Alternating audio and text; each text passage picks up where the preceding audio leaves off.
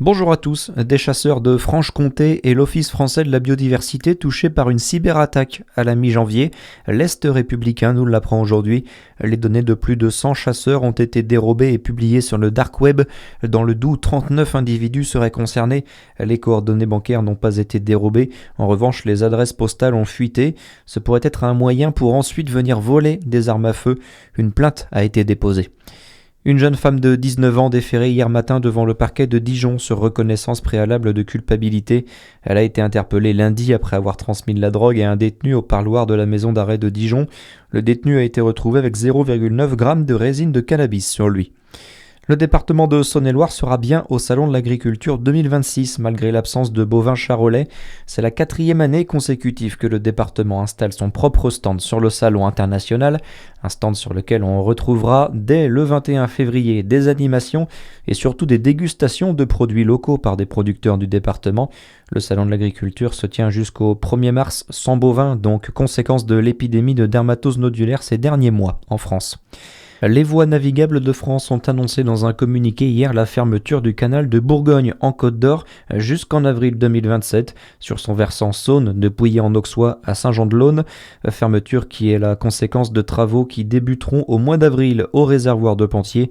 La sécurité de l'ouvrage doit être renforcée et la gestion de l'eau optimisée.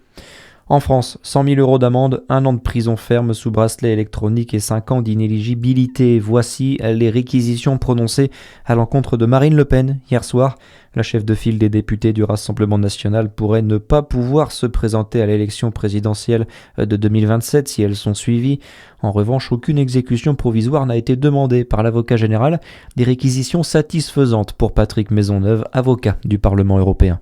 Le parquet général a reconnu, admis et a dit que très fermement qu'il y avait eu un système qui avait été mis en place, un véritable système de détournement de fonds, et système à la tête duquel il y avait eu le père de Marine Le Pen et puis après Marine Le Pen. Donc un système de détournement de fonds publics, ce n'est pas rien, et ils ont été très insistants sur ce point. Ils ont même utilisé l'expression sans scrupule en ce qui concerne Marine Le Pen et d'autres parlementaires.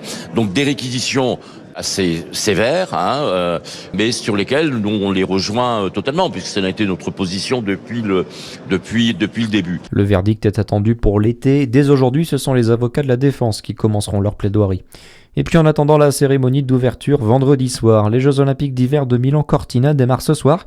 Et on commence avec du curling, la Grande-Bretagne face à la Norvège, c'est à 19h. Et puis il y aura aussi du foot, la suite des 8e de finale de la Coupe de France. Hier, Marseille a battu Rennes 3-0. Reims s'est imposé contre Le Mans sur le même score. Très bonne journée à tous. À suivre, c'est votre météo sur Fréquence Plus.